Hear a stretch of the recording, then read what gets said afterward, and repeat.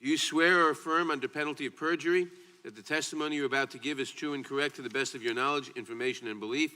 So help you God. Let the record show that the witness has answered in the affirmative. Thank you, and please be seated. Please note that your written statement will be entered into the record in its entirety. Accordingly, I ask that you summarize your testimony in 5 minutes. To help you stay within that time, there's a timing light on your table. When the light switches from green to yellow, you have 1 minute to conclude your testimony. When the light turns red, it signals your 5 minutes have expired. Ms. Lewandowski, you may begin.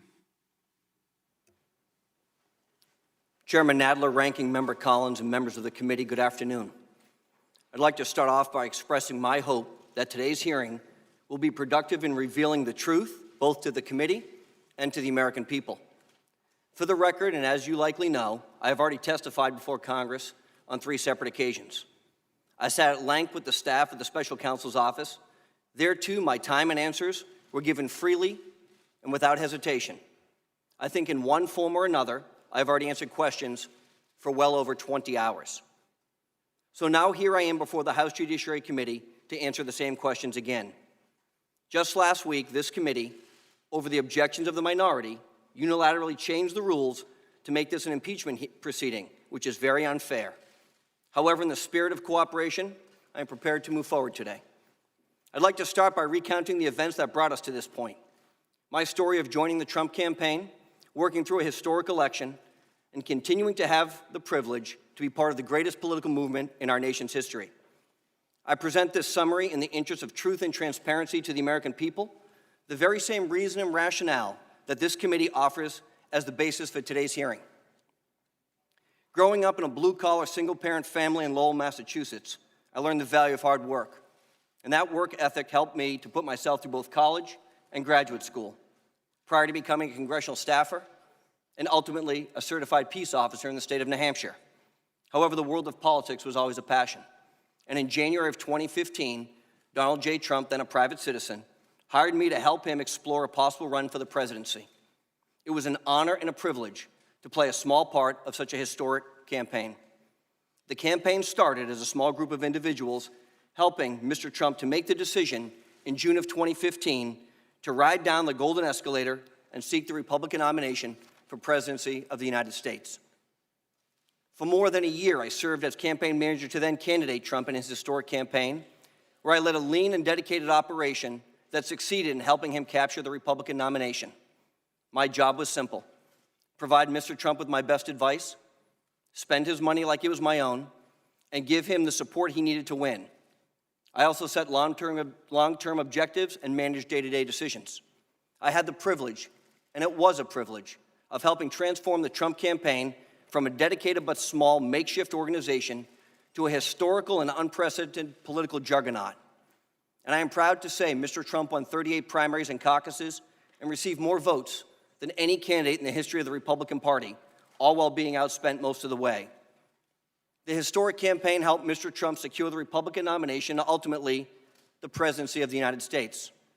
However, since Election Day, whether it was bad actors at the FBI and the intelligence community or lies coming from members of the current House majority that there was evidence of collusion, the American people continue to be sold a false narrative with the purpose of undermining the legitimacy of the 2016 election results.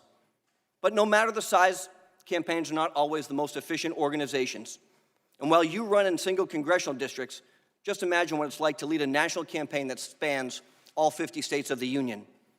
During my time as campaign manager, there were competing interests for the candidate's time, and a sea of ideas, some laudable, some sound, a few not so much, many of which were dismissed out of hand. Others were passed on to staffers to be handled. I also received hundreds of thousands of emails, some days with as many as 1,000 emails. And unlike Hillary Clinton, I don't think I ever deleted any of those. Many of them were responded to with either one-word answers or forwarded to other staffers for additional follow-up.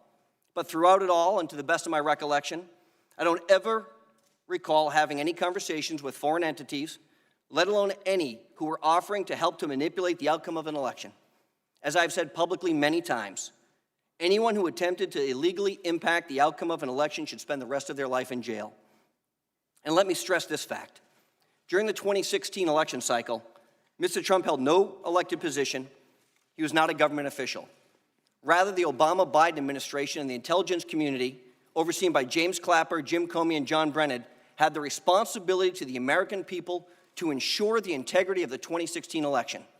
I will leave it to this committee and the American public to decide how successful or not they were in doing their jobs. Regardless, as the special counsel determined, there was no conspiracy or collusion between the Trump campaign and any foreign governments, either on my watch or afterwards. Not surprisingly, after the Mueller report was made public, interest in the fake Russia collusion narrative has fallen apart.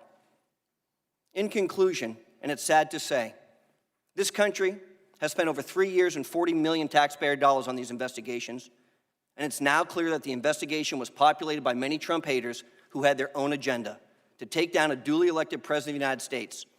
As for actual collusion or conspiracy, there was none. What there has been, however, is harassment of this president from the day he won the election. We as a nation would be better served if elected officials like yourself concentrated your efforts to combat the true crises facing our country, as opposed to going down rabbit holes like this hearing. Instead of focusing on petty and personal politics, the committee focused on solving the challenges of this generation. Imagine how many people we could help, or how many lives we could save. As I stated earlier, I have voluntarily appeared in front of Congress on 3 separate occasions and spoken to members of the special counsel's office for multiple hours. I will continue to be forthright and cooperative, and I will be as sincere in my answers as this committee is in its questions.